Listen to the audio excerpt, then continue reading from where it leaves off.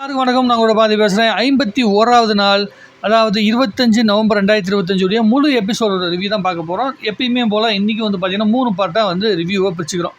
Big பாஸுக்குள்ளே வந்த பிரச்சனைகள், already ஓடிட்டுருக்கிற problem, இந்த காதல் சம்மந்தப்பட்ட பிரச்சனை தான் மெயின் கோர் கண்டென்ட்டாக இன்றைக்கி வந்து ரிலீஸ் பண்ணாங்க. அதற்கு பிறகு வந்து பார்த்திங்கன்னா பிக் பாஸ் ஹவுஸ் வந்து பிபி ஸ்கூலாக வந்து மாறுது. அது ஒரு பக்கெட்டு. அதுக்கப்புறம் ஸ்பெஷல் கெஸ்ட்டு, இந்த 3 விஷயங்கள் தான் இன்றைக்கி வந்து நம்ம பார்க்க போகிறது. இதை தவிர்த்து ஒன்றும் பயங்கரமாக டீட்டெயிலாக வந்து பேசுகிற அளவுக்குலாம் ஒன்றும் பெரிய விஷயங்கள் இல்லை. ஸோ நம்ம காலையிலேருந்து நிறைய வீடியோஸ் பண்ணிட்டு இருந்தப்போ நமக்கு சில விஷயங்கள் புரிஞ்சுது. அது என்னென்னா, அதில் தெளிவாக தெரிஞ்ச விஷயங்களை பற்றி முதல்ல பேசுகிறோம்.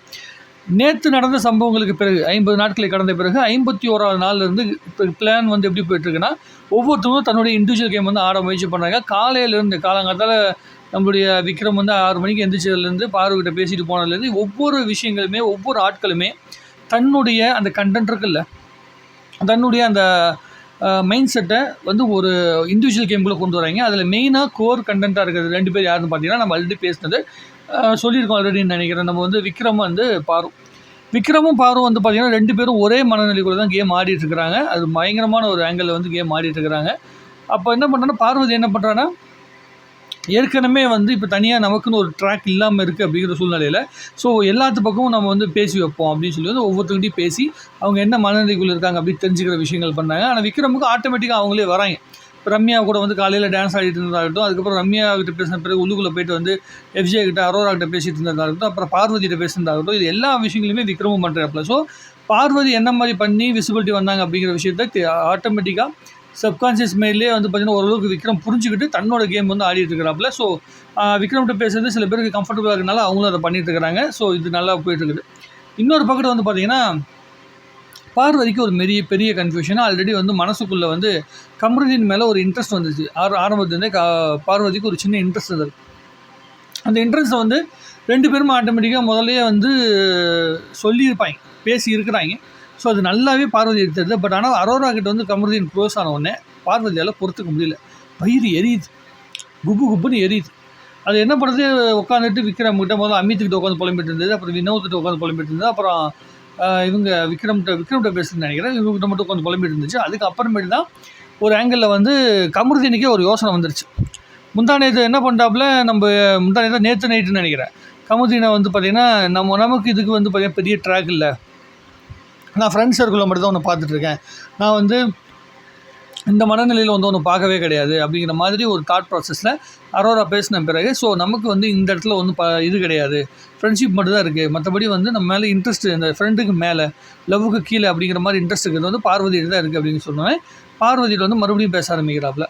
ஸோ கமருதீன் வந்து இப்போ தான் ஓரளவுக்கு அவருக்குன்னு ஒரு கேம் ஆடிட்டு இருக்கிறாப்புல. பட் அதையும் தாண்டி நான் கேமே போனாலும் பரவாயில்ல, நான் உங்கள்கிட்ட பேசாமல் இருக்க முடியாது அப்படின்னு சொல்லிட்டு பார்வதியில் பேசுகிறாப்புல.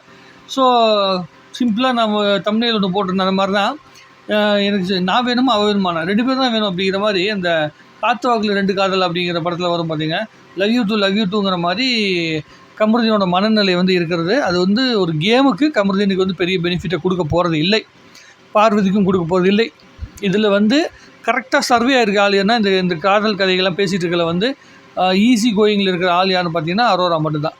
அரோரா வந்து பேசிட்டு அவங்களுக்கு தகுந்த விஷயத்தை எடுத்துக்கிட்டு அது கேம் ப்ளே பண்ணிகிட்டு இருக்குது. அந்த புள்ள தனக்குத்தானே ஒரு மைண்ட் செட்டை உருவாக்கி அதுக்குள்ளேருந்து ஒரு கேம் ஆடிட்டுருக்குது. அது அந்த பிள்ளைக்கு ஒர்க் அவுட்டும் ஆகுது. ஸோ அரோரா வந்து சர்வே ஆயிடுவாங்க. பட் ஆனால் கமருதீன் அந்த பார்வதிக்குள்ளே இடைப்பட்ட அந்த கன்ஃபியூஷன் இருக்குதுல்ல, அது ரொம்ப பெரிய பின்னடைவை 2 பேருக்குமே கொடுக்கும். எவ்வளோ தான் உருட்டி பெரட்டி பண்ணாலும் பெரிய வெளிச்சத்தை கொடுக்காம தடுத்துரும். இவங்க 2 பேருமே ஃபைனல் ரவுண்டில் ஃபைனல் ஸ்டேஜ் வரைக்கும் ஏறணும்னு சொல்லி ஆசைப்பட்டாங்கன்னா இதை வந்து கொஞ்சம் மானிட்டர் பண்ண வேண்டிய அவசியம் இருக்குது. இதில் என்ன பியூட்டினா, பார்வதிட்ட முதல்ல பேசாமல் இருந்ததுன்னா ஒழுங்காக தான் இருந்தது. பட் ஆனால் கமருதீன் வந்து தேடி வந்து பேசின உடனே என்ன சொல்கிறது, அப்படியே பூசி முழுகிறது. ஓகே ரைட்டு, எனக்கு அந்த ஃபீலிங்ஸ் இருக்குது, எனக்குன்னு ஒரு ஃபீலிங்ஸ் இருக்குது, அதை நான் அவன்கிட்ட வந்து டெலிவர் பண்ணிட்டேன். அதை தாண்டி அவன் வந்து என்ன யோசிக்கிறான் அப்படிங்கிறத இங்கே வந்து பிக் பாஸ் ஹவுஸுக்குள்ளே இருந்துட்டு பேச முடியாது, வெளியே போய் தான் பேசணும். இந்த கேமரா முன்னாடி நான் பேச தயாராக இல்லைங்கிற மாதிரி கமருதீன் சொல்லிட்டான். இது ஒரு பக்கெட்டு போய்ட்டுருக்குது. அது அமித்தாக இருக்கட்டும், இல்லை பிரச்சனையாக இருக்கட்டும், சாண்ட்ராவாக இருக்கட்டும், இவங்களெல்லாம் பற்றி ஆல்ரெடி ஓவராக பேசிட்டாங்க. பிரஜின் சாண்ட்ரா மேலாம் பயங்கரமாக வந்து கொக்கி வச்சுட்டாங்க. ஸோ வேறு ஆப்ஷனே கிடையாது. அவங்க வந்து இவங்க இந்த டாஸ்க்கை தாண்டி வருகின்ற இடங்களுக்குள்ளேருந்து கொஞ்சம் கொஞ்சமாக அவங்க மற்றவங்களோட இன்ஃப்ளூயன்ஸ் வந்து பார்த்திங்கன்னா பிரஜின் மேலேயும் சாண்ட்ரா மேலேயும் திவ்யா மேலேயும் வந்து விழப்போது அதில் மாற்றுக்கிறதே கிடையாது. அப்புறம் பிக் பாஸ் ஹவுஸாக மாற்றுறாங்க. பிக் பாஸ் ஹவுஸ்ன்ற பாருங்க, நமக்கு பிக் பாஸ் ஹவுஸை பிக் பாஸ் ஸ்கூலாக பிபி ஸ்கூலாக வந்து மாற்றிருக்காங்க. அந்த ஸ்கூலுடைய பிரின்சிபலாக வந்து நம்மளுடைய பிரச்சனை போட்டிருக்காங்க. அதே மாதிரி வந்து ஸ்டூடெண்ட்டாக ஏகப்பட்ட பேர் ஸ்டூடெண்ட் எஃப்ஜேல இருந்துட்டு அப்புறமேட்டு யார் சாண்ட்ரா, திவ்யா, அரோரா, அப்புறம் சுபிக்ஷா, விக்ரம், கமருதீன், அப்புறம் வேறு யார் இருக்காங்க, எல்லாருமே மேக்ஸிமம் பேர் எல்லாமே ஸ்டூடெண்ட்டு.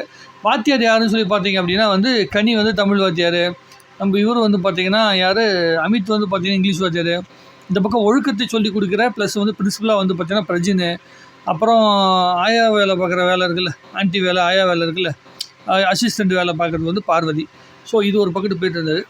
ஸோ அந்த டாஸ்க்குள்ளே ஒவ்வொருத்தங்களும் ஆல்ரெடி காலையில் ஒரு வீடியோ பேசும்போது சொல்லியிருந்தேன், ஒவ்வொருத்தருடைய இண்டிவிஜுவல் டேலண்ட்டை காட்டுறதுக்கான ஒரு அற்புதமான வாய்ப்பு வந்து இந்த ஹவுஸ் தான். அந்த ஸ்கூல் டாஸ்க்கு தான் பயங்கரமாக இருந்தது. அது ஓரளவுக்கு நல்லாவே பண்ணாங்க நான் பார்க்குற வரைக்கும். ஏன்னா இவங்க எதுவுமே பண்ணாமல் இருக்கிற வீட்டுக்குள்ளே திடீர்னு ஒரு டாஸ்க் வந்து அந்த டாஸ்க்குள்ளே இருந்து மைண்டை மாற்றணும். முதலில் எப்படி திரும்ப இருக்கும், என்னடா டாஸ்க் வைக்கிறீங்க, முக்கியமாக டாஸ்க் வைக்கிறீங்க, சண்டை போடுங்கடா அப்படின்னு சொல்லி கேட்டுட்ருப்போம். ஆனால் இந்த சீசனில் மட்டும்தான் நம்ம நிறைய நான் இதில் பார்த்தேன், ப்ரொமோலெல்லாம் பார்த்தேன். ப்ரொமோவில் வந்து கமெண்டில் பார்க்கும்போது, ஆனால் எப்படா வந்து நீங்கள் கண்டென்ட் போடுவீங்க, இவங்க பேசுகிறத உட்காந்து பார்க்க தானே வந்துருங்க, ஏதாவது கண்டென்ட் போடுங்க, ஏதாவது டாஸ்க்கு போடுங்க, அதை பார்த்தாச்சு நம்ம வந்து என்டர்டெயின் பண்ணிக்கலாம் அப்படிங்கிற மாதிரி மனநிலைக்கு பிக் பாஸ் ஆடியன்ஸே மாற்றிட்டாங்க. என்னடா பிரச்சனை வரும்னு பார்த்துட்டு இருந்தவங்கள என்னடா வித்தியாசமான கண்டென்ட் வரும் அப்படின்னு பார்க்குற லெவலுக்கு வந்து பார்த்தீங்கன்னா மாற்றிட்டாங்க. அதுக்கு முழு கிரெடிட் வந்து பார்த்திங்கன்னா இப்போ இருக்கிற பிக் பாஸ் சீசனுடைய டேரக்டரும், அதே மாதிரி வந்து இந்த பிக் பாஸ் சீசனில் உள்ளுக்குள்ள வந்திருக்க ஒவ்வொரு தங்கமான கண்டஸ்டன்ட் தான் மிகப்பெரிய ஒரு காரணம்.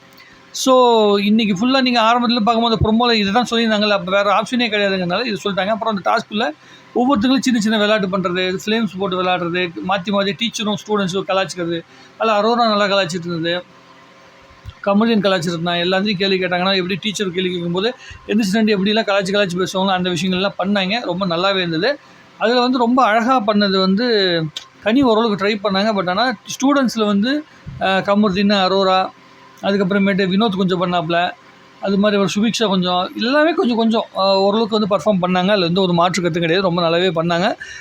பார்வதி தன்னோட கேரக்டரை வந்து பண்ண முயற்சி பண்ணிட்டாங்க. அதில் வந்து சாண்ட்ரா வந்து இதான் சாக்குன்னு சொல்லிட்டு வந்து பார்வதி ஆண்டி எனக்கு இதை எடுத்து கொடுங்கன்னு சொன்னோன்னே, யாரை பார்த்துடி நீ ஆண்டின்னு சொன்ன அப்படின்னு சொல்லிட்டு வந்து பார்வதிக்கு மண்டைகளை ஓட ஆரம்பிச்சிச்சு. அடப்பாவிகளா, ஒரு டாஸ்க்குன்னு கொடுத்தா அதை வந்து சொல்கிறதுக்குன்னு ஒரு இது கிடையாது, நானும் வயசு கம்மியானது தானே, அப்போ என்ன வந்து நீ என்னது பார்வதி அம்மா இல்லை இந்த அம்மானு கூப்பிடணும் அப்படிங்கிற மாதிரி வந்து சொன்னோடனே சரிங்க நான் அப்படியே பார்த்துக்கிறேன்னு சொல்லிட்டு வந்து சாண்ட்ரா போயிட்டாங்க. நான் எப்படி சாண்ட்ரா தான் இந்த பொசிஷனில் போட்டுன்னு எல்லோரும் போட்டு பழக்கணும். சாண்ட்ரா வந்து ஸ்டூடெண்ட் ஆனதுனால மீதி எல்லோரும் வந்து மாட்டிக்கிட்டாங்க. ஸோ அமித்துக்கு வேறு ஆப்ஷன் கிடையாது, அவர் வந்து அந்த கேம் ஆடிட்டு போயிடுவாப்பில். ஆனால் அதை தாண்டி மீதி இருக்கிற ஆட்கள் கனியாக இருக்கட்டும், பார்வதி ஆகட்டும், இவங்களுக்கு தான் நிறைய பின்னடைவுகள் இருக்குது. இதில் இவங்களை போட்டு பழக்க போகிறாங்க. இதை வேறு வந்து ட்ரெஸ் வந்து ரெண்டாக பிரிச்சுட்டாங்க. பிக் பாஸ் அந்த ஹவுஸை வந்து ஒரு பக்கத்து வந்து ஸ்கூல் நடக்கிற மாதிரி, ஒரு பக்கம் ஹாஸ்டல் நடக்கிற மாதிரி. நைட்டு ஃபுல்லாக ட்ரெஸ் மாற்றக்கூடாது, ஹாஸ்டல் ட்ரெஸ்லாம் போட்டுக்கணும். இப்போ ஸ்கூல் லைஃபுக்குள்ளே என்ன வாழ்க்கை வாழ்றீங்களோ அதைத்தான் வந்து பார்த்திங்கன்னா உள்ளூரில் காட்டணும் அப்படிங்கிற மாதிரி பல விஷயங்கள் ஆல்ரெடி பேசியிருக்காங்க. ஸோ இப்போ தான் அதில் கொஞ்சம் கற்றுக்குட்டியாக கொஞ்சம் முன்னேறி வந்துகிட்டு இருக்கிறாங்க. இது எந்த லெவலுக்கு கொண்டு போகிறாங்க, எந்த மாதிரியான வந்து கேம் பிளே கொண்டு போகிறாங்க அப்படிங்கிறத பொறுத்து வந்து பார்க்கணும். இந்த முக்கோண காதல் கதை எது மாதிரியான முடிவுக்கு கொண்டு வரப்போகுது?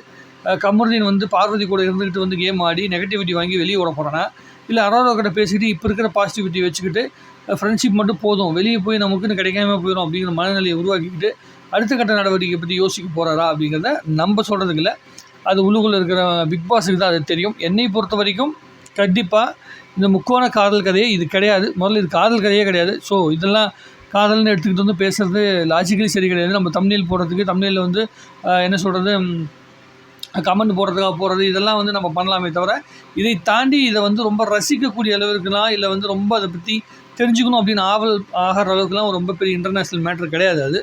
ஸோ அது என்ன பண்ணுறாங்க அப்படிங்கிறத பார்க்குறோம். இதை தாண்டி இந்த விஷயங்கள்லாம் ரொம்ப பிடிச்சிருந்தது. எஃப்ஜேயோட பர்ஃபார்மன்ஸு, இவங்க எல்லாருமே வந்து பார்த்திங்கன்னா ஸ்டூடெண்ட்ஸாக பர்ஃபார்ம் பண்ணுற விதம் வந்து ரொம்ப அழகாக இருந்தது. டீச்சர்ஸாக பல பேர் நல்லபடியாக நிறைய விஷயங்கள் பண்ணியிருந்தாங்க. பிரின்சிபலாக வந்து பிரஜினும் வந்து கொஞ்சம் கேரக்டர் உள்வாங்கி தன்னால் முடிஞ்ச வரைக்கும் பண்ணிட்டு இருந்தாங்க. இதில் நடந்த விஷயத்தில் காலையில் சில விஷயங்கள் வந்து சொல்ல மாதிரி என்னென்னா, ஒவ்வொருத்தரும் தன்னுடைய திறமையை காட்டிகிட்டு இருந்தாங்க. ஒரு சினிமா ஃபீல்டுக்குள்ளே எப்படி இருக்கிறோம், என்ன மாதிரியான விஷயங்கள் பண்ணிகிட்டு இருந்தோம், நடிப்புக்காக நான் என்ன மெனக்கட்டேன் அப்படிங்கிற விஷயம்லாம் கமருதீன் சொல்கிறதா இருக்கட்டும், அதே மாதிரி நடிப்பு டெக்னிக் அப்படின்னு சொல்லி வந்து விக்ரம் சொல்கிறதா இருக்கட்டும், இப்படி நிறைய பேர் காலையில் பேசியிருந்தாங்க. அதுவும் ரொம்ப இன்ட்ரெஸ்டிங்காக தான் இருந்தது. ஆக்சுவலி அதுதான் ரொம்ப முக்கியம். நம்ம யார் அப்படிங்கிற விஷயத்த ஆன்லைனில் ரெஜிஸ்டர் பண்ணுறோம் பார்த்தீங்களா, அதுவும் ரொம்ப பெரிய சாதனையான விஷயந்தான். அதை இவங்க பண்ணியிருக்காங்க. அது வரைக்கும் அவங்களுக்கு அதுக்கும் ஒரு வாழ்த்துக்களை வந்து சொல்லிடணும். இன்றைக்கி கேம் அவ்வளோதான், ரொம்ப பெரிய இன்டர்நேஷ்னல் கேம் கிடையாது. சீக்கிரம் அந்த லவ் டாப்பிக்கை முடிச்சு விடுங்க. அது லவ்வா இல்லையாங்கிறது கன்ஃபார்ம் பண்ணிக்கிட்டு தட்டி விட்ற வழி பாருங்கள். மற்றபடி அடுத்த கட்ட நடவடிக்கை என்ன நடந்தாலும் சரி, நம்ம அதை ஏற்றுக்கிட்டு போயிட்டே இருக்க வேண்டியதான், வேறு ஆப்ஷன் கிடையாது. எனக்கு நாளைக்கு என்ன நடக்கும் அப்படிங்கிற ஒரு யோசனை இருக்குது. இன்றைக்கி முதல் நாள் தமிழ் டீச்சர் பாடம் எடுக்கிறாங்க, ஓகேன்னு மண்டே ஆடிட்டு போயிட்டாங்க. இங்கிலீஷ் டீச்சர் எடுக்கிறாங்க, பிரின்சிபல் வராங்க, எல்லாமே கொஞ்சம் தலையாடிட்டு போயிட்டாங்க. பட் ஆனால் நாளைக்கு இந்த டாஸ்க்கை இதை விட கொஞ்சம் மெருகேற்ற வேண்டிய அவசியம் வரும். இன்றைக்கி ஃப்ளேம்ஸ் போடுறது, இவங்க அவங்கள பார்க்குறாங்க, இவங்க இதை பார்க்குறாங்க, அதை பார்க்குறாங்க அப்படின்னு பேசுறது மட்டுமே டாஸ்க்காக இருக்காமல், இதை தாண்டி இதுக்குள்ளே ஏதோ ஒரு பல்ஸை வந்து இவங்க பிடிப்பாங்கன்னு நான் நினைக்கிறேன். அது வந்து நாளைக்கு நடக்கும் அப்படிங்கிற நம்பிக்கை இருக்குது. இந்த மிட் நைட்டில் என்ன நடக்க போகுதுன்னு தெரியல, அதையும் பொறுத்து வந்து பார்க்கணும். ஆல்ரெடி சாண்ட்ரா வந்து பார்த்திங்கன்னா அந்த இடத்தோடு தாண்டி பயந்துட்டு ஓடுற மாதிரி, தப்பிச்சு போகிற மாதிரிலாம் வந்து பார்த்திங்கன்னா சீக்வன்ஸ் வச்சுருந்தாங்க ஆல்ரெடி. ஸோ இவங்க அடுத்து என்ன பிளான் வந்து சாண்ட்ரா வச்சுருக்காங்க, பிக் பாஸ் அவங்களுக்கு என்ன மாதிரியான வந்து விஷயங்களை கொடுத்து இன்னும் பில்டப் பண்ண போகிறாரு அப்படிங்கிறத நம்ம நாளைக்கு தான் பார்த்துட்டு முடிவு பண்ணணும். எனக்கு தோணுதெல்லாம் நான் சொல்லிட்டேன். எனக்கு இவ்வளோ தான் இன்றைக்கி என்னன்னு தெரிஞ்சுது. உங்களுக்கு என்ன தோணுது தாராளமாக நீங்கள் கமெண்ட் எழுதுகிற. இன்னும் நிறைய பேசுவோம். நன்றி, வணக்கம். வாழ்க தமிழ்நாடு, வளர்க தமிழ் மக்கள்.